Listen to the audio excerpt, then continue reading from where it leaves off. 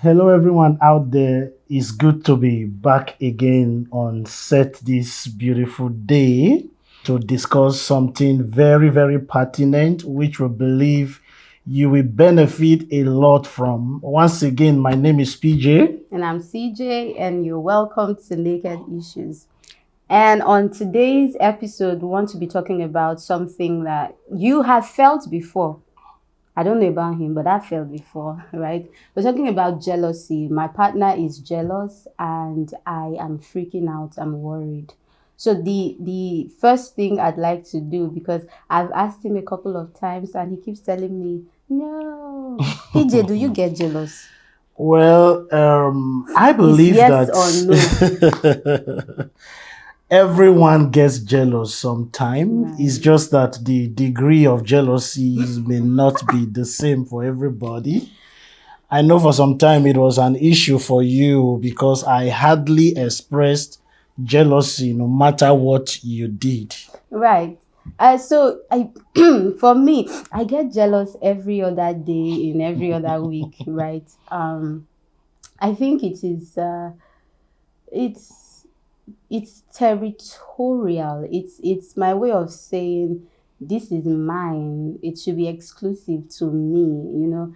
At times, jealousy may stem from being territorial because because of the need to, protect or to keep to yourself something that you deem valuable. Yes.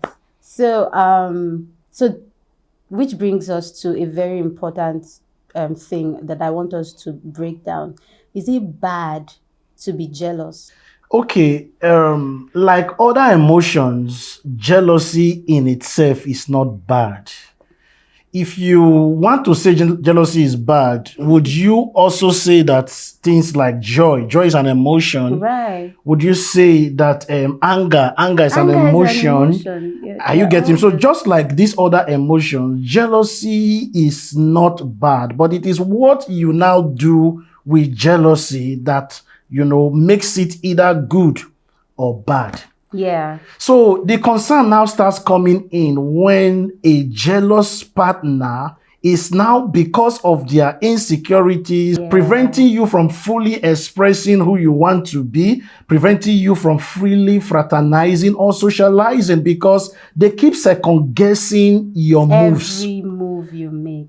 So when your partner is, becoming such, that is when you should be concerned. Right. Or when you are realizing that it's almost like everything that the person is doing is triggering an insecurity in you, then okay, I need to tone down. It has become toxic when your partner is no longer free, or you as the recipient of someone who is in a relationship with someone who is concerned is no longer free. You can't be yourself. And then like maybe your partner cannot even tell you things about what happened at work or in school, because by the time you are narrating, and then I saw John, everything have destroyed. Because you now explain, why did you see John? Why was John there? What did John say? Very true. Then how long were you with John? So when you realize that the person, you yourself, are no longer free, you are now sifting in your head the things to say or not say. And when the person is around, your behavior is completely different from when the person is not around. You know that in here, it has become something to be worried about. Right. So PJ, for someone who is the recipient, someone who is in a relationship and they know it has become toxic because they are now hiding their phone. In fact, they will tell you they'll rather go to see their friends or their partners with a dead phone and dead battery. So that there will be no reason to say, let me look at your phone. What should the person do? Okay, as the recipient, the tendency is for you to want to adjust your life immediately to suit the expectations of the jealous partner. But the first thing we want to establish is the fact that jealousy or insecurity from a partner is never your fault. Not your fault.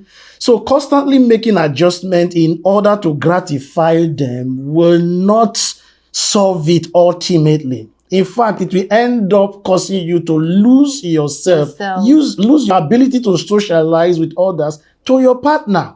And before long, you will grow to resent that person, because it will look like I can no longer freely do the things I love to do. Yeah.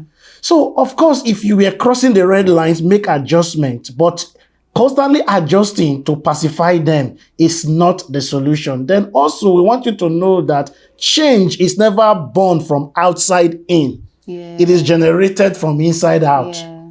The person has to be determined, has to accept that there's something to change and work towards it inside out. So it's not you that will create the love. Pamper him with love, pamper her with love, and then all of a sudden she'll wake up and say, oh my God, I'm no longer insecure. It doesn't work that way. It doesn't work that way. Okay, CJ, as the giver, I'm talking about that partner in the relationship. We're talking about jealous people, right? Yes. Jealous people. Yes. What do you have to say? So as the person who is constantly jealous, and you're the person in that relationship who is always picking at things because you're feeling insecure, you need to come to a place of acceptance to know that it is not okay to be like that, and it is not normal to constantly be like that. You need to know that there's a stronghold in your head that is probably a product of an experience that you've had that you need to deal with, so you can stop projecting it on your partner or in your relationship, right? True. So you need to accept that it's not okay. That every time being jealous and acting on it and quarreling about it is not normal. That's not how normal people behave, you know. Then there's something you usually say that I love so much, that you seek, you shall find whatever you seek. You shall find whatever you seek, brother, sister. As far as you're looking for it, you'll find it. Right? So as someone who is, if you're nitpicking, if you check the phone, in fact, if you pick up a phone right now, your partner's phone, and you decide that you are looking for proof that they are not committed to you, you will find it. If you follow your partner to an event and in your mind you're seeking for proof that there is someone else who he values more than you or who she values more than you, you will find it. For whatever ye seek, ye shall find, according to the book of Chisholm chapter 1, verse 17. No, but really, so you need to stop looking. You need to, in fact, if you must look for something, look for the positive things, because what you focus on, that is what you will see. That is what you will attract. So stop looking. And then the third thing that I'd like to say is have a conversation about it from a place of honest conversation, and vulnerability, not from a place of fighting or from a place of it is my right, I deserve it, is my own, but from a place of, oh honey, I came to your office, I came to your department, the way that you were, Chiamaka was adjusting your tie, I wasn't comfortable with it, because I think that it is something, it's a responsibility that should be exclusive to me as your partner. You know, have that conversation about what they did, how it made you feel, and how you think it could have been handled better, so that your partner does not see you attacking them, but the act. And it should come from a place of, I know you did not mean for me to feel that way, but unfortunately, this is how it makes me feel.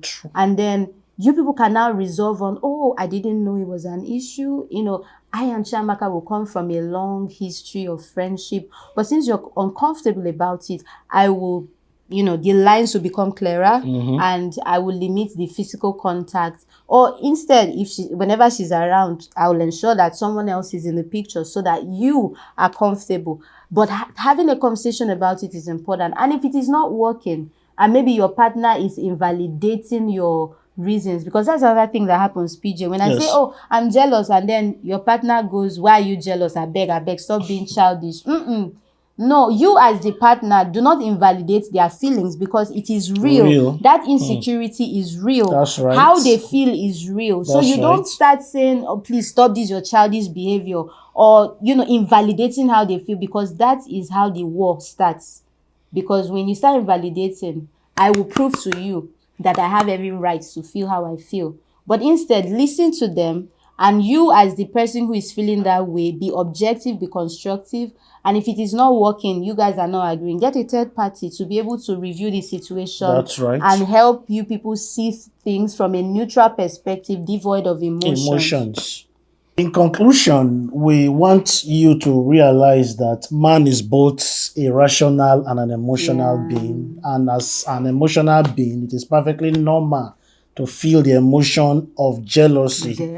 But as a rational being, it is not ideal that the emotions should be on the throne all the time. And then if you are in a toxic relationship, my darling, and you've tried these steps, you've tried to involve a third party, you've tried to have a conversation, and instead the thing is getting more and more intense. Or you see that you are now losing your life completely. Your life and yourself. My baby, my brother, run. If they've started hitting you because they are jealous, run.